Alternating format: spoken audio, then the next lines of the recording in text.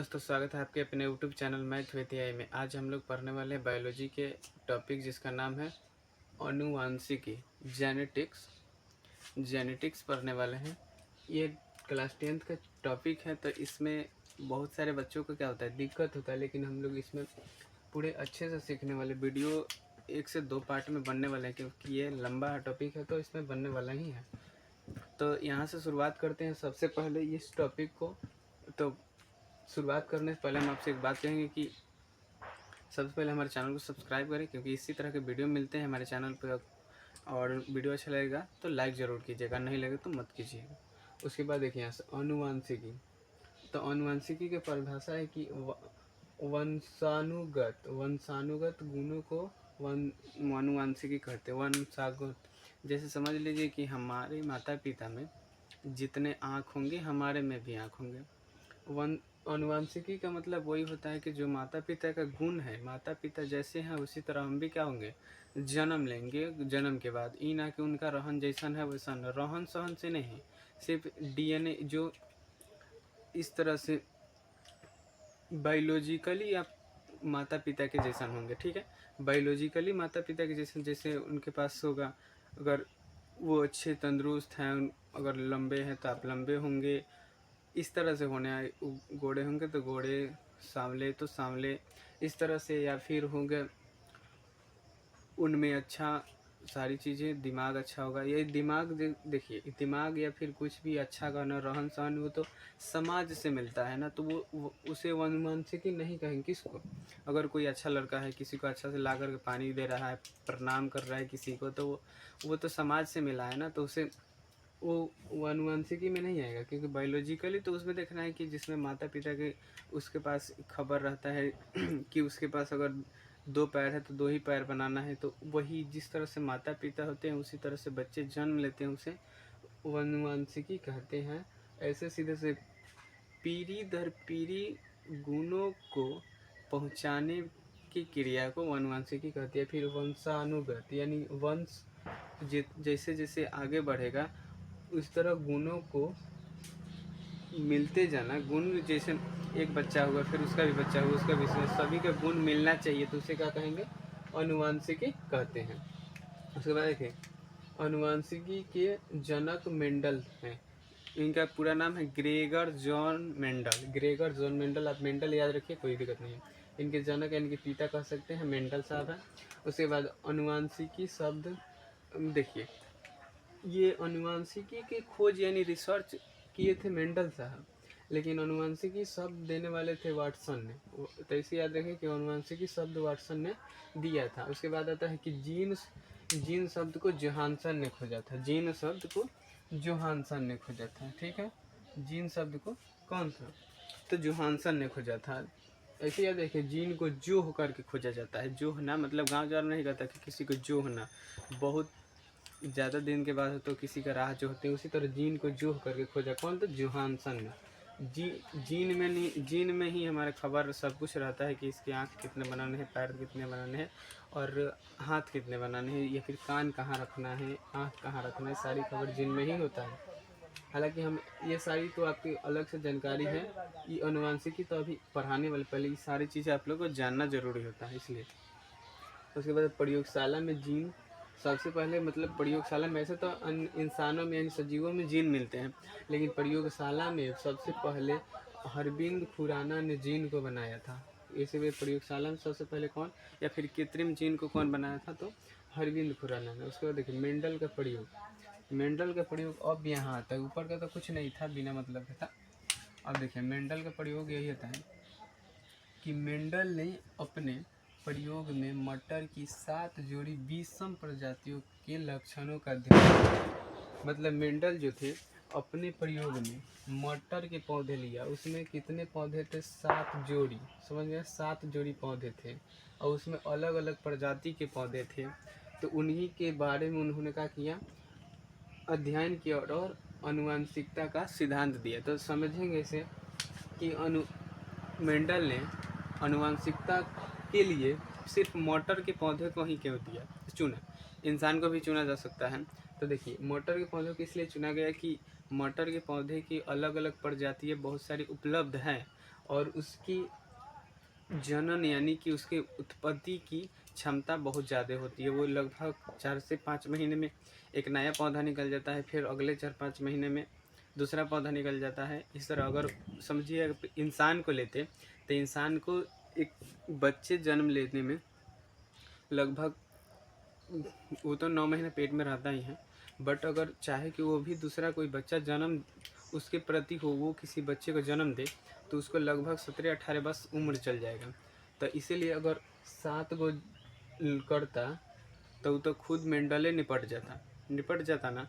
तो इसलिए इसने मटर के पौधों को इसलिए लिया ताकि जल्दी जल्दी इसमें उत्पत्ति होते रहे और हम लोग जान जाए कि वनवांशिकी क्या होता है। ऐसा बात थोड़ी है कि एक मोटर लिए और उसी से सब कुछ बता देंगे, नहीं। इसके बाद इस मोटर को उगाना है, फिर इसको उगाना है, सभी में चेक करेंगे कि सभी में गुण समान मिल रहा है कि नहीं, तब न करेंगे कि एक ही से बता देंगे कोई नियम बन जाएगा, नहीं। इसलिए लेकिन इंसान को लेते तो 4-5 को देखते देखते तो मेंडल साहब निपट जाते। तो यहाँ तक तो समझ में आएगा। उसके बाद देखिए जीनोटाइप क्या होता है। जीनोटाइप होता है कि वैसे लक्षण जो बाहर से दिखते हैं, सीधी सी बात है कि वैसे लक्षण जो बाहर से दिखते हैं पर समझ में नहीं आता है। वैसे लक्षण जो बाहर से दिखते हैं पर समझ में नहीं आता है, लेकिन जीन में क्या होता है, अंतर होता है। लेकिन जीन में अंतर होता है। यहाँ तक तो आप ये अभी आपको समझ में नहीं आएगा। आपको इधर पढ़ाएंगे ना तो ये वाला समझ में बिल्कुल आ जाएगा, ये और ये दोनों, ठीक है। ऐसे समझिए ना कि वैसे लक्षण जो बाहर से सिर्फ दिखते हैं लेकिन अंदर से कुछ अलग होता है, जीन उनका अलग होता है, जीन में अंतर हो जाता है। इसके बाद देखिए फेनोटाइप में वैसे लक्षण जिसे बाहर से देख कर समझा जा सकता है। जो वैसे लक्षण जो बाहर से देख करके अनुमान लगाया जा सकता है कि ये आदमी ऐसा होगा, लेकिन इसमें क्या था, बाहर से देखते हैं पर समझ में नहीं आता है, ठीक है। उसके बाद देखिए यहाँ से शुरू होता है प्रभाविकता का सिद्धांत। मेंडल साहब ने कहा प्रभाविकता का सिद्धांत में कि अगर जब दो अलग अलग विषम प्रजातियों के आपस में क्रॉस यानी कि संकर कराया जाएगा। अभी सुने होंगे मार्केट में आता है संकर बीज आता है ना, तो वही वो होता है कि दो अलग अलग प्रजातियों के बीजों को आपस में क्रॉस करा करके बनाया गया है, तो वही अच्छा पौधा उगता है। तो इन्होंने कहा कि जब दो प्रजातियों को आपस में क्रॉस कराया जाता है तो उसमें जो शक्तिशाली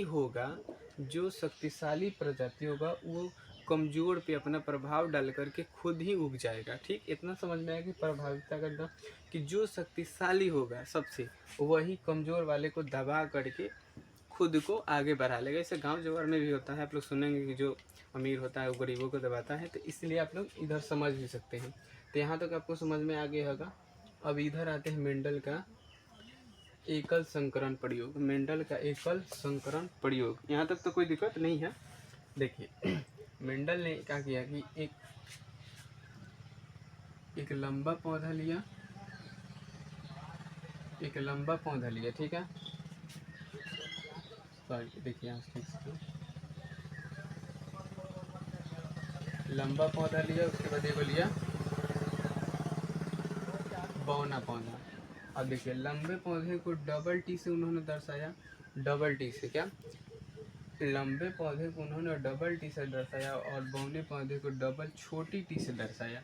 आप चाहे तो यहाँ ABCD में कुछ भी रख सकते हैं, चाहे अपना नाम रख सकते हैं, लेकिन तब जब आप वैज्ञानिक होते तब, ठीक है, जब आप वैज्ञानिक होते तब, लेकिन आप वैज्ञानिक है नहीं, तो जो मेंडल साहब दिए हैं वही हमें रखना पड़ेगा। तब देखिए जब भी कोई बच्चा जन्म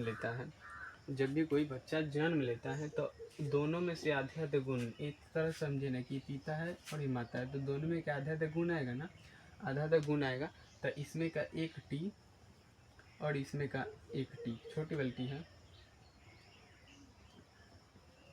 इसी तरह समझिए इधर से कि इसमें का एक और इधर से आएगा, तो इसमें का एक टी आएगा, इसमें का एक टी आएगा। समझ में आ गया। यहाँ तक तो कोई दिक्कत आपको नहीं होने वाला है कि इधर समझिए कि इसमें से एक टी आएगा, इसमें से एक टी आएगा, तब नहीं एक नया बच्चा बनेगा।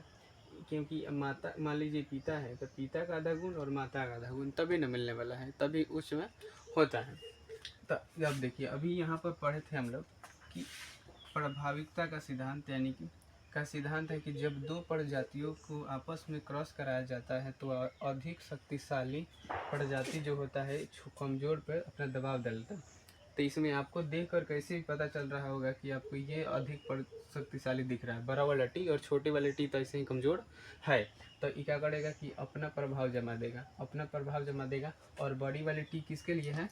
तो लंबा के लिए। तो इसलिए अब जो पौधा बना, ये दोनों को मिलने से वो पौधा बना कैसा?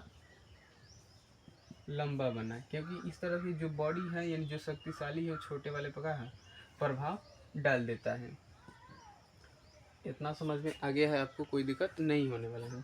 तो अब देखिए इसमें इधर अब ई वाला दो को समझना है। तब सबसे पहले इसी को समझेंगे कि इसमें एक बॉक्स बनता है। बॉक्स बनेगा इस तरह से, ठीक है, बॉक्स बनेगा इस तरह से। अब देखिए कई को लिए थे हम लोग, ये दो गो है ना, तो दो गो के स्क्वायर बॉक्स बनेगा। दो गो है तो दो गो के स्क्वायर, 1 2 3 4 गो बॉक्स बन गया। दो गो है तो दो गो बॉक्स। अब इसको लिख देंगे इधर एक एक करके इधर, ठीक, इस तरह से आपको समझ में आ रहा है। जो ऊपर लिखे हैं नीचे भी वही लिखेंगे, इतना तो आपको समझ में। जो ऊपर लिख देंगे वो नीचे लिखेंगे, इतना आपको कुछ दिक्कत नहीं होने वाला कि यहाँ जो है यहाँ पर लिखेंगे, फिर इसी को यहाँ पर लिख लेंगे। उसके बाद इसमें इससे गुना करेंगे, ठीक है, इसमें इससे गुना करेंगे तो क्या हो जाएगा? डबल टी होगा ना, डबल टी हो गया। छोटा लिखते हैं ना क्योंकि और सारा लिखना है इसमें। डबल टी हो गया, इसमें इसमें गुना करेंगे। अब फिर इसी को इसमें गुना करेंगे तो क्या हो जाएगा? बड़ी टी और छोटी टी। इस तरह से आपको समझ में आएगा ना, बड़ी टी और छोटी टी। यहाँ तक पहले लाइन कंप्लीट है। अब इसी चीज़ को इसमें गुना करेंगे, फिर इसी को इसमें गुना करेंगे। यहाँ तक इस वाला तो पूरा कंप्लीट हो गया, इसमें का एक बार इसमें करेंगे, लेकिन ये नीचे वाला बच गया था तो नीचे वाला इसमें कराना है। तो आप चाहे इस तरह आएगा ना, टी और बड़ी टी, छोटी और बड़ी आएगा ना सबसे पहले। लेकिन आप चाहें तो अच्छा लगने के लिए आप बड़ी टी लिखें, अच्छा लगता है इसलिए बड़ी टी पर लिखेंगे और छोटी टी लिखेंगे। इसमें इसमें गुना करेंगे ना, इसमें इसमें गुना करेंगे तो टी टी आ जाएगा, डबल टी। दोनों छोटी टी आ गया। तो अब देखिए यहाँ से, यहाँ से तो आपको एकदम क्लियर दिख रहा होगा कि ये जो देखिए, ये तो आपको दिख रहा होगा कि ये तो टोटली लंबा है। ये है कि डबल टी यानी कि लंबा हो गया। तो ये जो पौधा बना ये कैसे बनेगा? लंबा बना, लंबा बना। और यहाँ पर भी देखे थे कि जो बड़ी वाली रहेगी छोटी वाली प्रभाव डालेगी हमेशा। तो ये भी क्या हो गया? ये भी लंबा होगा, यहाँ पर भी लंबा होगा। यहाँ तो दिख रहा, ये क्या हो जाएगा? बौना होगा, क्योंकि यहाँ पर डबल टी के लिए बौना। यहाँ तक तो आपको कोई दिक्कत नहीं है। लेकिन यहाँ से देखिए, यहाँ से देखिए कि ये वाला डबल टी यानी कि पूरा लंबा है, टोटली शुद्ध लंबा है। दोनों टी सेम सेम आ गया, जहाँ जहाँ तो समझ ली क्या है? शुद्ध लंबा हो गया। ये शुद्ध लंबा होगा, कौन? डबल टी वाला। ये होगा अशुद्ध, यहाँ बाहरी लिख दे रहा है अशुद्ध, क्योंकि डबल बड़ी आया और छोटी आती है, अशुद्ध हो गया। ये भी अशुद्ध ही रहेगा, ये अशुद्ध हो गया। शुद्ध अशुद्ध अशुद्ध शुद्ध, ये भी डबल टी है ना, पूरा एकदम कंफर्म है, दोनों एक ही जैसा है। तो इसी को भी लिख देंगे शुद्ध। शुद्ध पौधा है कौन सा? ये और ये और ये, सॉरी, ये शुद्ध है और ये शुद्ध है, और ये अशुद्ध और ये शुद्ध। लेकिन है कैसा? लंबा ही लंबा है। लेकिन इसमें आ गया होगा। उसके बाद हम लोग देखते हैं कि इसमें एक रेशियो बनता है। रेशियो कि आपको ऐसे देखिए ना, इसे देख के आपको पता चल रहा है ना कि ये क्या है? लंबा है, ये भी लंबा है और ये भी लंबा है। लेकिन ये शुद्ध है, ये अशुद्ध है, और ये शुद्ध है। लेकिन ये बौना है तो भी शुद्ध का है, शुद्ध है ना। उसके बाद देखिए जब ये शुद्ध हो गया तो उसके बाद सबसे पहले एक रेशियो आता है फिनोटाइप। तो पहले फिनोटाइप लिख लेते हैं, उसके बाद फिनोटाइप आपको समझ में आने वाला है। फिनोटाइप का होता है कि इसको हम लोग ऐसे लिखे ना कि वैसे लक्षण जिसे बाहर से देखकर समझा जा सकता है। तो ऐसे नहीं कि आपको ये देखकर पता नहीं चले कि ये लंबा है, ये भी लंबा है देखकर पता चल रहा है, ये भी लंबा है देखकर पता चल रहा है, लेकिन ये भी देखकर पता चल रहा है क्या है? तो बौना है। तो जब देख करके पता चल रहा है कि कितना है, 3 गो लंबा है, कई गो? 3 गो लंबा है, देख करके हम लोग को पता चल जा रहा है। तो लिखेंगे 3 गो लंबा है तो 3:1 लिख देंगे। तो ये हो गया फिनोटाइप के रेशियो, इतना याद रखें, फिनोटाइप का रेशियो।